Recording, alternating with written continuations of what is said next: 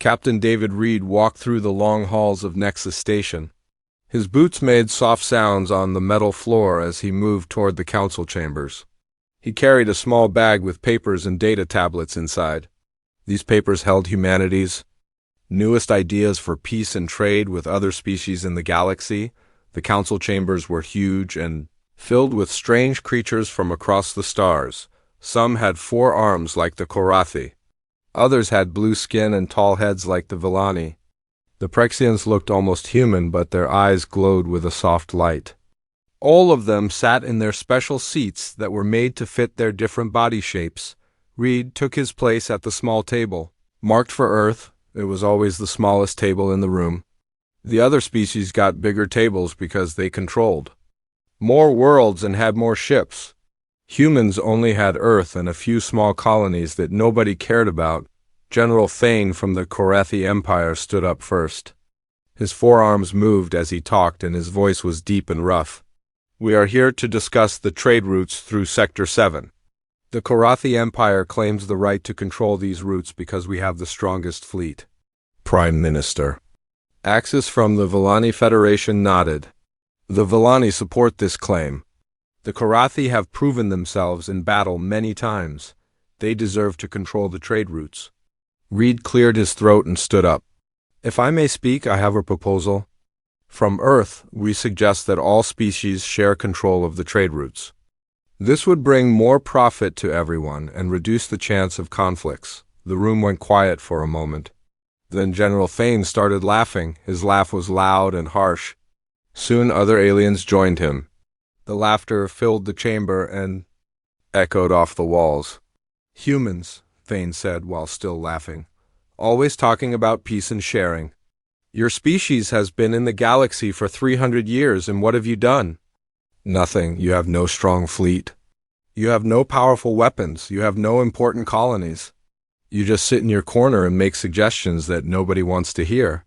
Prime Minister Axis smiled in a way that made Reed feel small. General, Thane is right.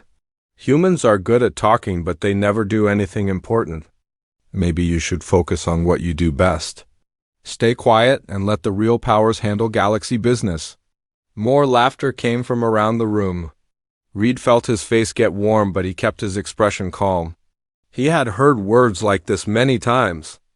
Before, for 300 years, humans had come to these meetings and listened to insults. They always left with nothing accomplished. The human proposal is rejected, announced the council chairman, a tall creature with gray skin and no hair. The Korathi will control the trade routes in Sector 7. This meeting is finished.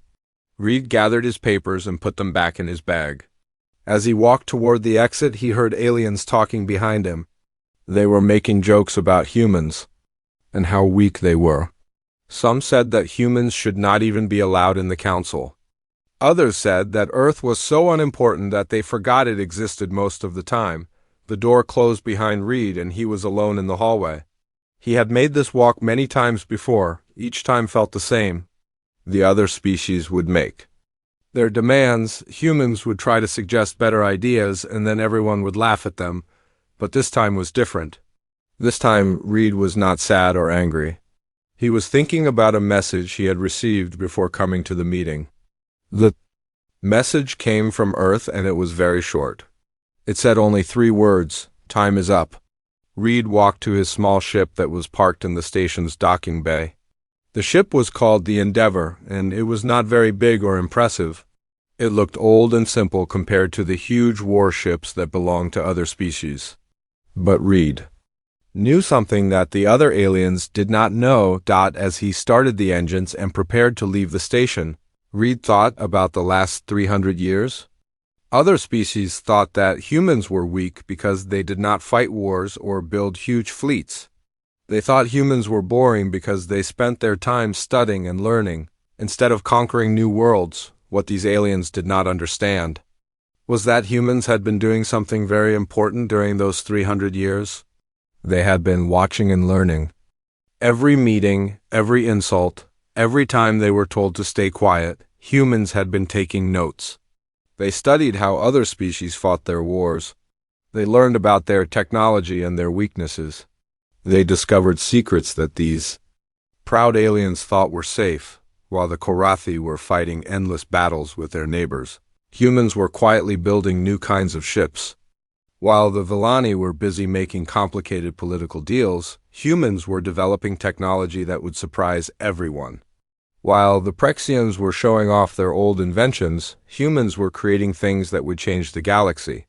Forever, Reed's ship left the station and jumped into hyperspace. The stars outside turned into long streaks of light as the ship traveled faster than light itself. He was going home to Earth, but he knew that after today, nothing would be the same. On Earth, Director Emma Cross sat in her office reading Reed's report about the meeting. She had expected it to go badly. The other species always treated humans the same way. They saw Earth as a small, weak planet with nothing important to offer. Cross walked to her window and looked out at the city below. It looked normal, like any human city. But she knew that under the ground and in secret places, humans had been preparing for this day.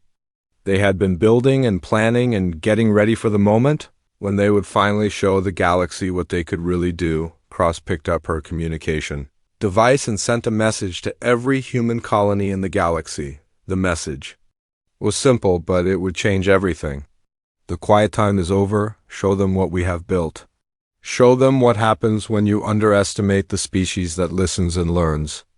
The galaxy was about to discover that the quiet ones had been preparing for something big. 300 years of being ignored and laughed at was about to end.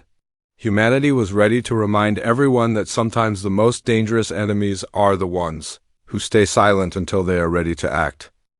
Commander Dex guided his Korathi ship toward the planet that humans called Kepler 7. He had been to this world many times before when he was younger. It was a small mining planet with a few hundred humans who dug rocks out of the ground. The humans there were always polite and quiet, just like humans everywhere else in the galaxy. Dex was bringing supplies to the planet and planned to collect taxes from the human miners. The Korathi Empire claimed this area of space, so all the small colonies had to pay money to use Korathi protection. The humans never complained about paying these taxes. They just handed over their credits and said thank you. But when Dex's ship came out of hyperspace near Kepler 7, he saw something that made him stop breathing for a moment. The planet was not the same as he remembered. Instead of a few small buildings and mining equipment, there was a huge city covering most of the surface. Tall towers reached up into the sky and bright lights showed that millions of people lived. There, around the planet, there were massive space stations that looked like small moons. Ships moved between the stations and the planet like busy insects. These ships were bigger than anything Dex had ever seen. They were not the small, simple ships that humans usually built. These ships looked powerful and advanced. Dex tried to contact the planet using his radio. A human voice answered right away. "This is Kepler 7 traffic control. Please state your business, Commander Dex." "How do you know my name?" Dex asked. He had never told anyone on this planet his name. "We know all the ships that come to our system," the voice said. "Please dock at Station 7. Dr. Rachel Stone will meet you there." Dex flew his ship to the station, but he was very confused. Station 7 was enormous. It had hundreds of docking bays and seemed to be full of ships from many different species. How had the humans built something so big without anyone noticing? Dr. Stone was waiting for him when he left his ship. She was a middle-aged human woman, with gray hair and kind eyes. She smiled at Dex like she was greeting an old friend. "Welcome to Kepler 7, Commander. I hope you are surprised by what you see. What is this place?" Dex asked. "Last time I was here, you had maybe 1,000 people and some small mining machines. Now you have a city with millions of people and space stations that are bigger than our military bases." Dr. Stone laughed. "Oh, this. We have been building for about 50 years. We just kept it quiet. Would you like a tour?" Dex spent the next 6 hours touring the planet and the space stations. What he saw made him feel scared and amazed at the same time. The humans had built factories that could make 1,000 ships every day. They had power stations that generated more energy than entire Korathi worlds. They had farms that could feed billions of people and research labs that were working on technology he could not understand. How is this possible? Dex asked. Our spy networks watch every world in the galaxy. We know when species build new ships or expand their colonies. How did you hide all of this? Dr. Stone smiled again. We did not hide it. We just did not advertise it. When your spies came to visit, we showed them the parts of our world that looked normal. We kept the interesting parts underground or in space where they could not see them. While Dex was discovering the truth about Kepler-7, the same thing was happening across the galaxy. Karathi scouts found that human mining colonies were actually huge industrial centers. The Lani diplomats discovered that human research stations were massive military academies. Prexian traders learned that human farming worlds were really shipyards that built vessels bigger than anything they had ever seen. On Nexus Station, the Galactic Council held an emergency meeting. All the major species were there, and they were all very upset. General Thane paced back and forth in front of the big display screen. The screen showed pictures of human colonies across the galaxy. This is impossible, Thane said. We have been watching the humans for 300 years. They had weak ships and small colonies. They never fought wars or built weapons. How did they become so powerful without us knowing? Prime Minister Axis was studying data on his tablet. His face was pale and he looked worried. According to our intelligence, the humans have colonies on over 300 worlds. 300. We thought they had maybe 30 small outposts.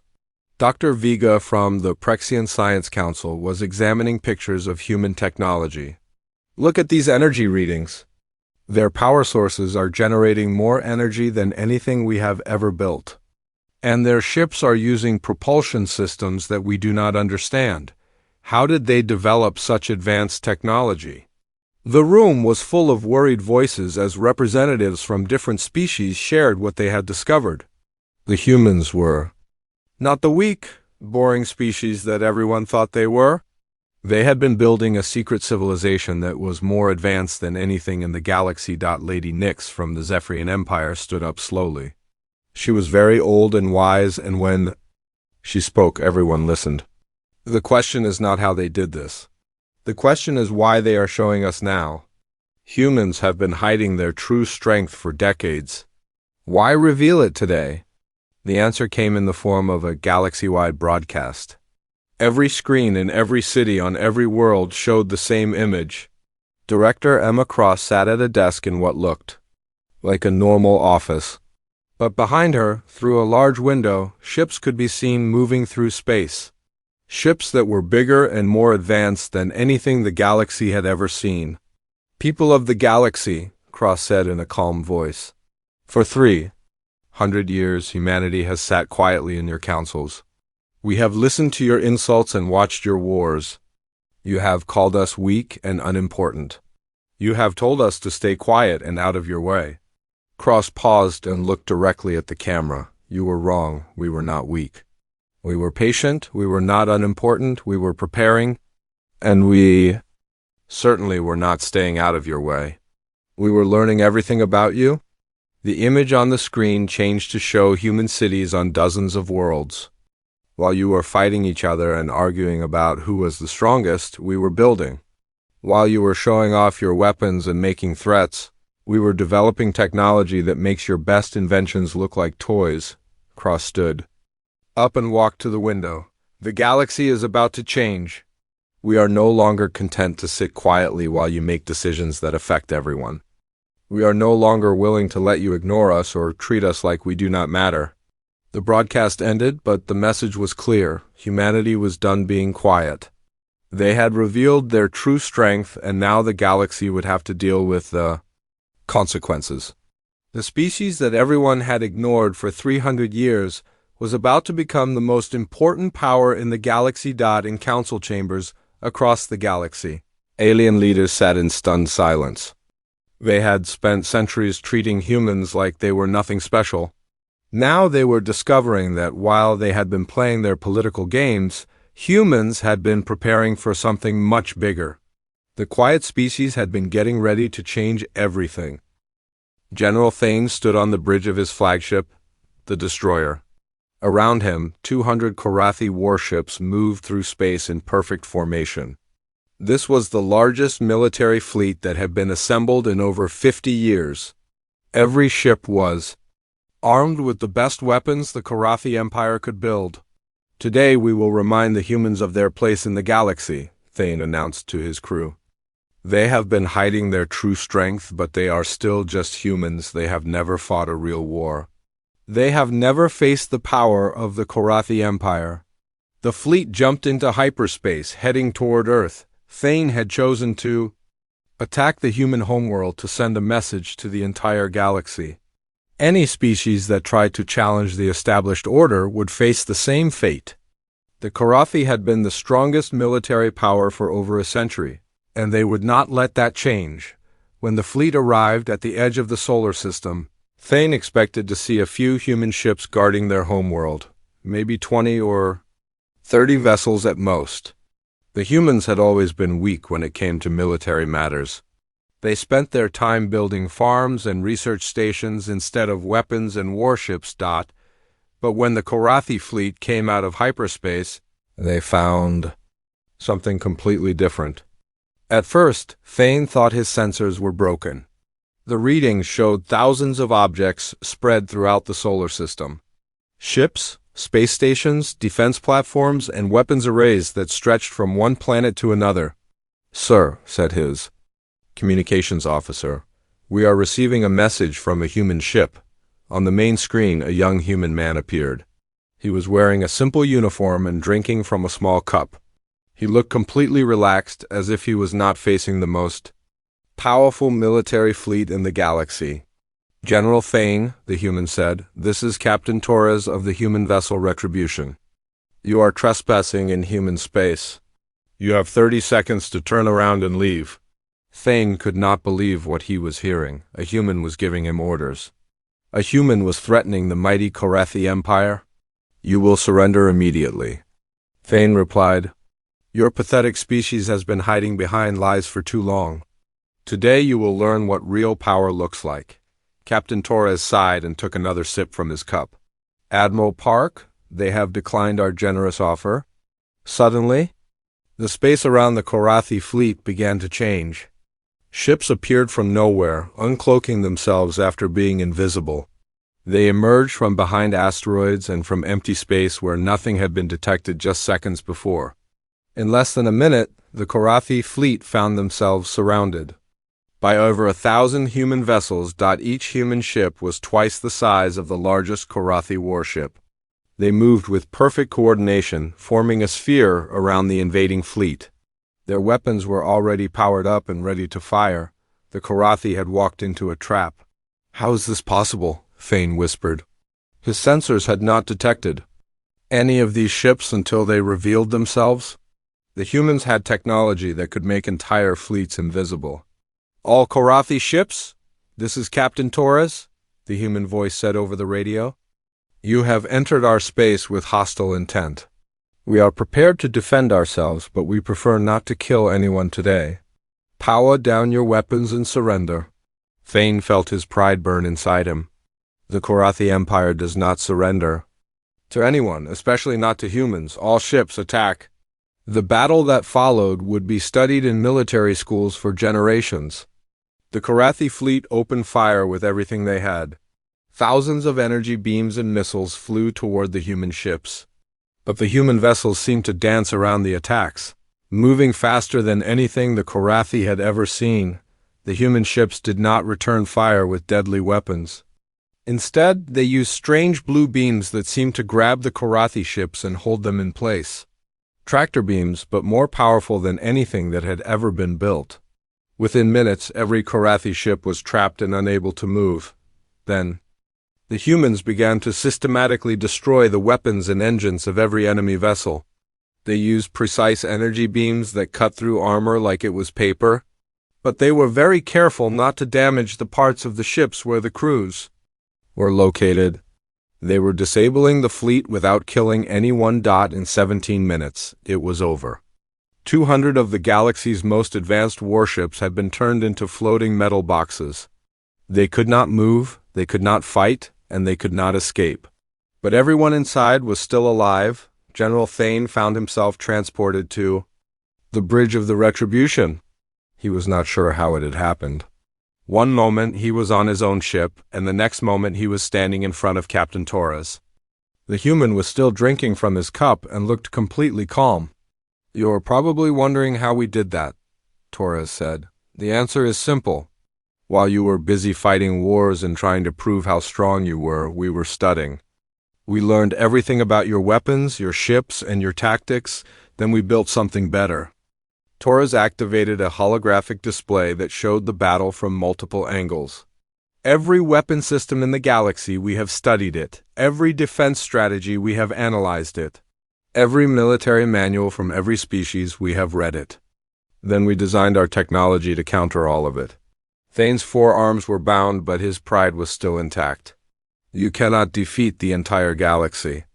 Other species will come for you. They will unite against the threat that you represent." Torres smiled and shook his head. "General, we just defeated the most powerful military force in the galaxy in 17 minutes without killing a single person. We are not trying to defeat the galaxy. We are trying to save it from itself." The human captain walked to a large window that looked out at the disabled Korathi fleet. "For 300 years, we have watched species fight meaningless wars.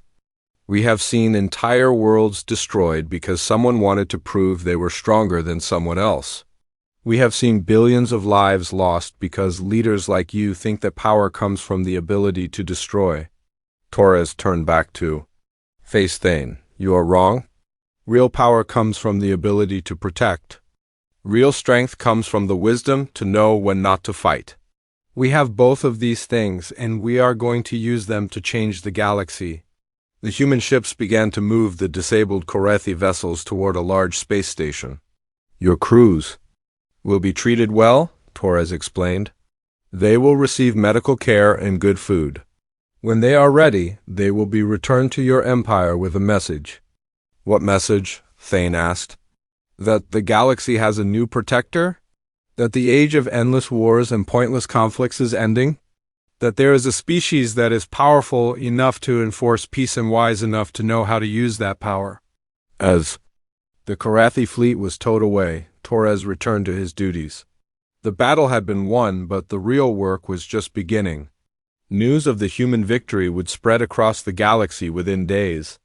Every species would have to decide how to respond to this new reality. Some would be angry and want to fight. Others would be scared and try to hide. But a few would be smart enough to realize that the humans were offering something that the galaxy had never had before, a chance for real peace. The demonstration was over. The galaxy now knew that humanity was not weak or unimportant. They were the most advanced civilization anyone had ever seen, and they were no longer content to stay quiet about it. The news of the Korathi defeat spread across the galaxy faster than anyone expected. Within 3 days, every species knew that humanity had destroyed the most powerful military fleet in known space without firing a single deadly shot. The reaction was immediate and chaotic. The Villani Federation called an emergency meeting of their council. Prime Minister Axis stood before hundreds of representatives, his face pale with worry. "The humans have revealed themselves to be a threat to galactic stability," he announced. "We must form an alliance with other species to contain this danger before it spreads." The Prexian Science Council had a different reaction. Dr. Vega spent hours studying the recordings of the battle, trying to understand how human technology worked. "Their energy weapons are unlike anything we have seen," she told her colleagues. "They appear to manipulate matter at the molecular level. This is science that we thought was impossible."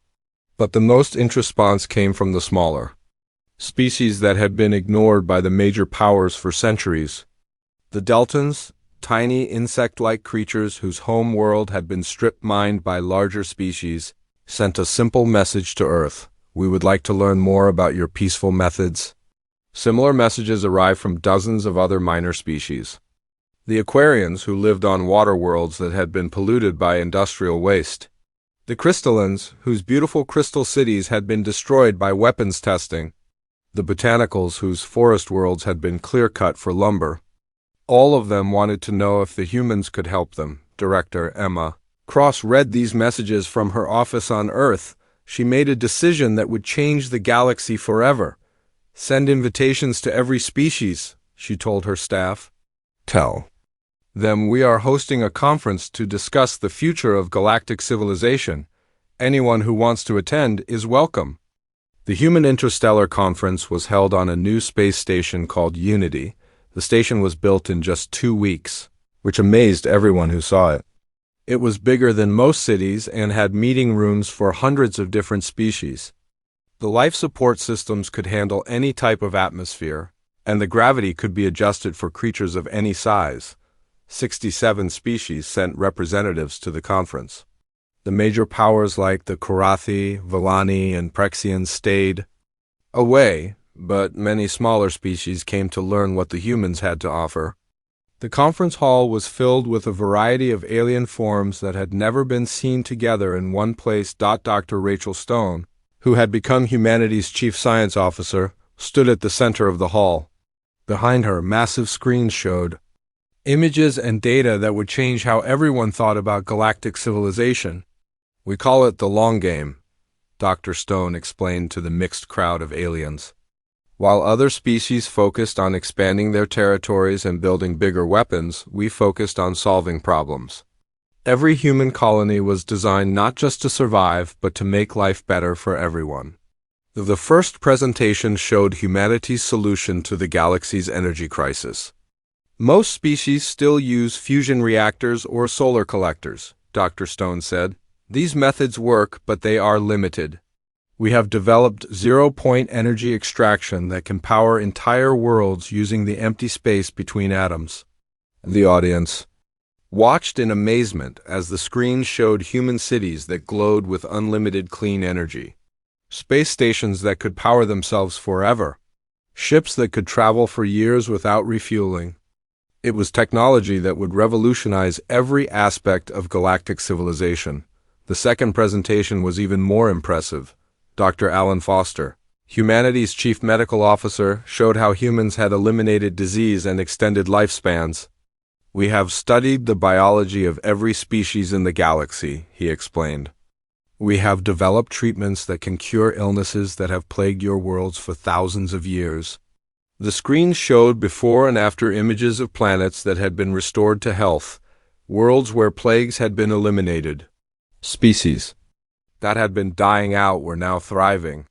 The humans had not just studied alien biology, they had learned how to heal it, but the most shocking revelation came when Dr. Foster began to explain what humans had learned about the psychological and social problems that cause conflicts between species. The Korathi aggression that has caused so many wars is actually caused by a chemical imbalance in their brains, he said. It can be fixed with a simple medical treatment. The Korathi representative, a young officer named Lieutenant Cade, stood up in anger.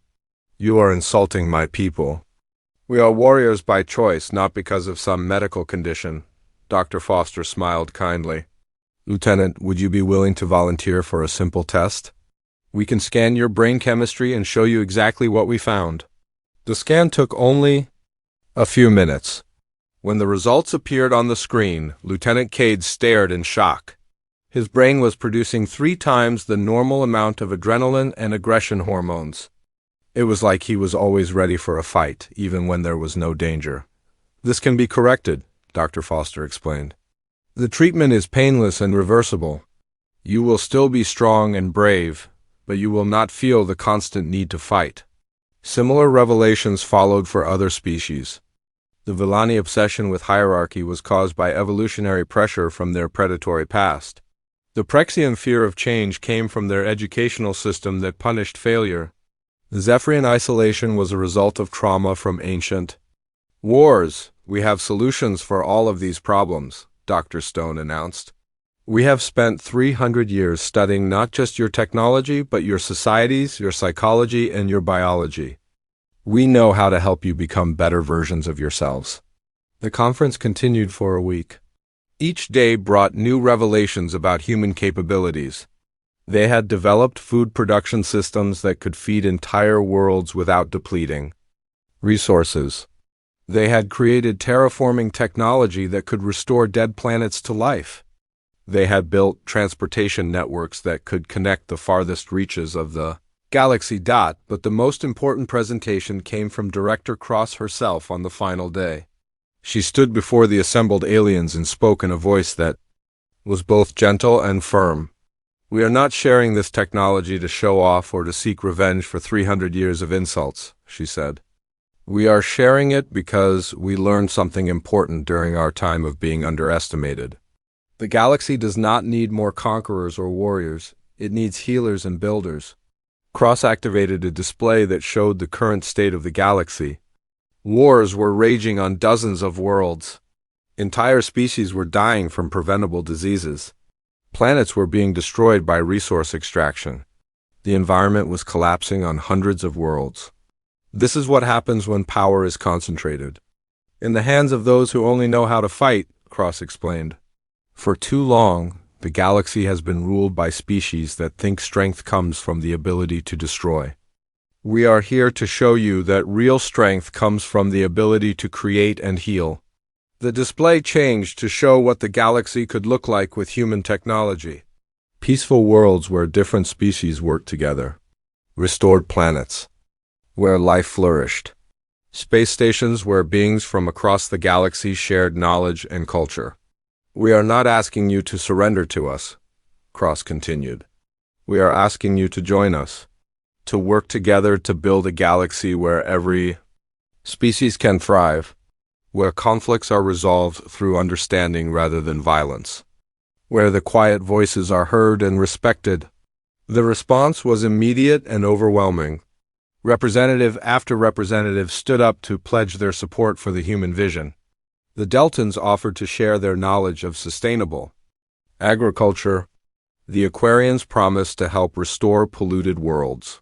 The Crystallans volunteered to teach others about harmony and balance. By the end of the conference, 43 species had agreed to join what they called the Interstellar Cooperative.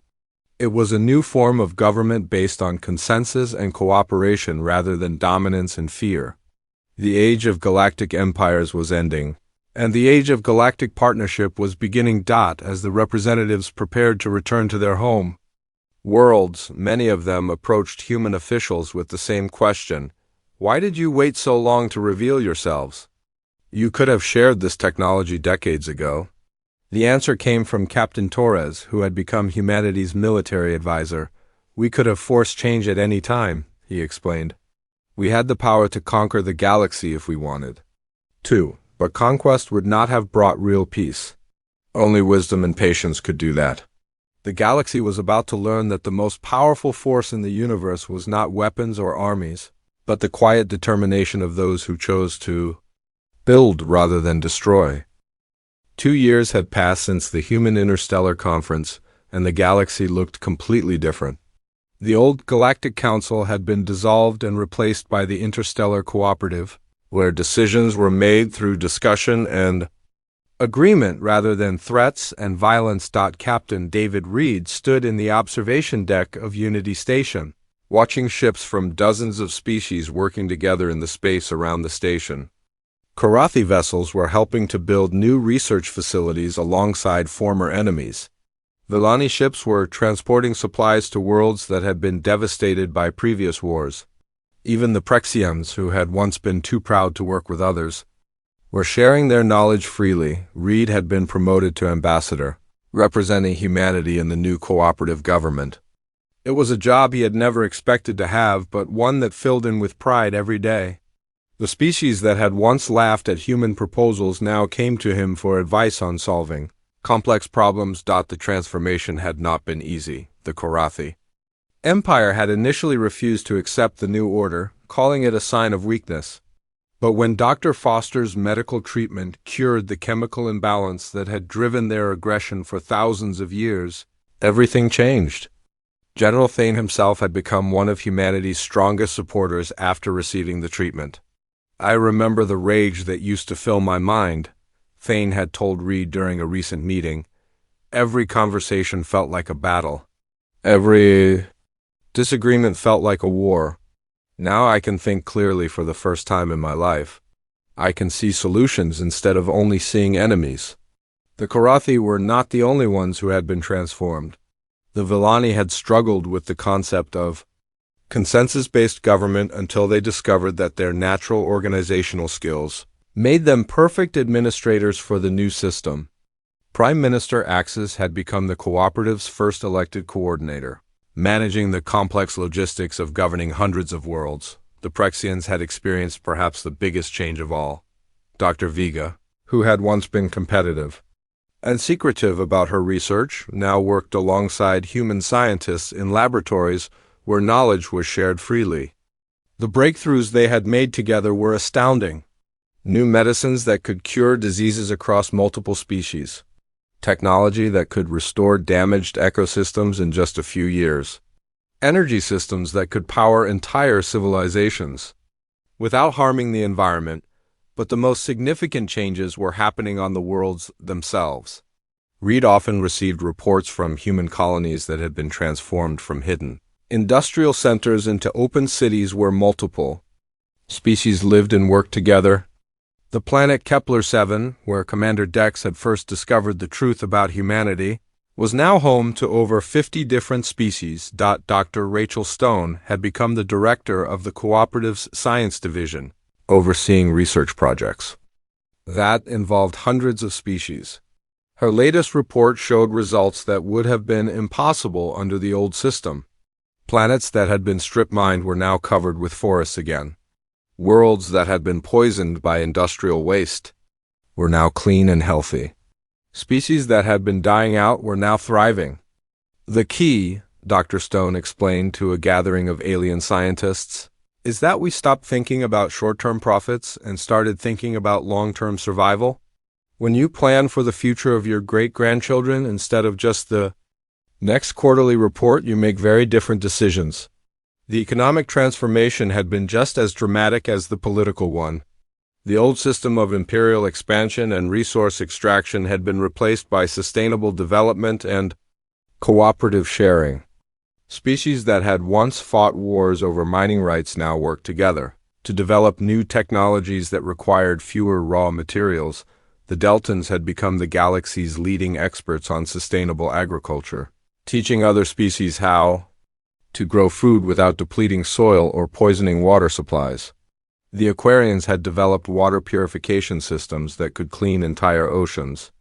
The Crystallins had created construction techniques that could build cities without damaging the natural environment. But perhaps the most important change was in how conflicts were resolved. The old system had settled disputes through military force or economic pressure. The new system used mediation and negotiation, with teams of specialists from multiple species working together to find solutions that benefited everyone. Reid had personally overseen dozens of these negotiations. Border disputes that would have once led to wars were now resolved through careful mapping and resource-sharing agreements. Trade disagreements that would have caused economic sanctions were now handled through cooperative development projects. Even crimes were handled differently, with rehabilitation and education replacing punishment and revenge. The success of the new system had not gone unnoticed by the species that had initially rejected it.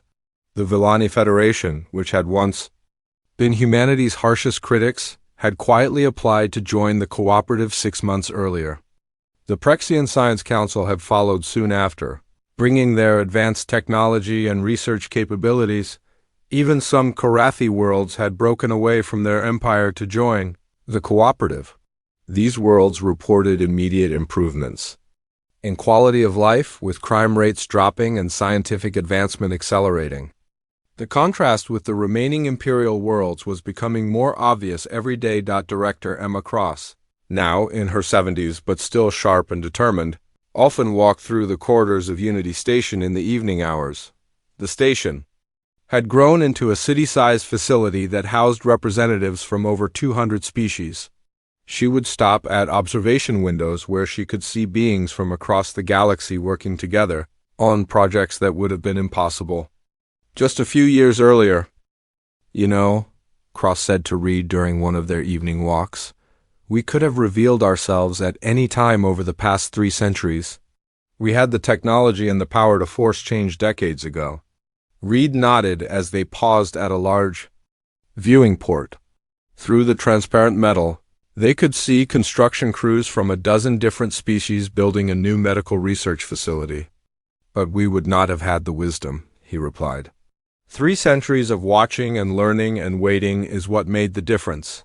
Cross smiled as she watched a group of young Korathi engineers working alongside human technicians. The galaxy needed to be ready for change. If we had tried to force it too early, we would have just created more wars and more suffering. The view from the observation deck showed the results of patience and planning. Human ships were spread across the galaxy, not as conquerors but as helpers. They were establishing new colonies based on sustainable principles, sharing technology that improved life for everyone, and teaching other species the value of cooperation over competition. The education system had been completely reformed. Instead of training warriors and competing for resources, schools now focused on problem-solving and collaboration. Children from different species learned together, developing friendships that would prevent future conflicts. The old prejudices and fears that had caused so many wars were being replaced with understanding and respect. Dr. Foster's medical advances had eliminated most diseases across the galaxy. Lifespans had increased for every species and birth defects had become almost unknown. The mental health treatments that had cured Korathi aggression were being adapted for other species, helping to reduce violence and improve emotional stability throughout the galaxy. The environmental restoration projects were showing remarkable success. Worlds that had been considered dead were now supporting life again. Atmospheres that had been poisoned were now clean and breathable. Oceans that had been acidic wastelands were now teeming with life. The galaxy was healing from centuries of damage. But the most important achievement was philosophical. The galaxy had learned that true strength came not from the ability to dominate others, but from the wisdom to listen and understand. Species that had been enemies for millennia were now working together as partners. Problems that had seemed impossible to solve were being addressed through cooperation and shared knowledge. Reed often received messages from young beings across the galaxy who had grown up in the new system. They wrote to thank humanity for showing them a better way to live. They described worlds where different species worked together in harmony, where conflicts were resolved through discussion rather than violence, where everyone had enough food and clean water and safe places to live. The children do not remember the old ways, Reed told Cross during one of their conversations. To them, cooperation is normal. They cannot imagine why anyone would want to fight wars or destroy planets. Cross nodded thoughtfully. That is how real change happens. Not through conquest or force, but through education and example. The next generation will build an even better galaxy than we can imagine. The evening news broadcasts told stories that would have been impossible just a few years earlier. Former enemies were celebrating joint holidays. Scientists from rival species were winning awards together for their collaborative research. Young beings from across the galaxy were forming friendships and romantic relationships that crossed species boundaries. The old imperial powers were slowly crumbling as their people demanded the same freedoms and opportunities that existed in cooperative worlds. The Korathi Empire had lost over half its territory to peaceful defections. The remaining Villani Federation was under pressure from its own citizens to join the new system. Even the isolated Zephyrian worlds were beginning to open their borders. As Reed and Cross concluded their evening walk, they stopped at the central plaza of Unity Station. Here, beings from hundreds of species gathered every day to share meals, exchange ideas, and plan for the future. The sight never failed to amaze them both. Do you think they will remember the lesson? Reed asked, watching a group of former enemies sharing a meal and laughing together. Cross smiled as she observed the scene. They will remember because we are not going to be quiet anymore.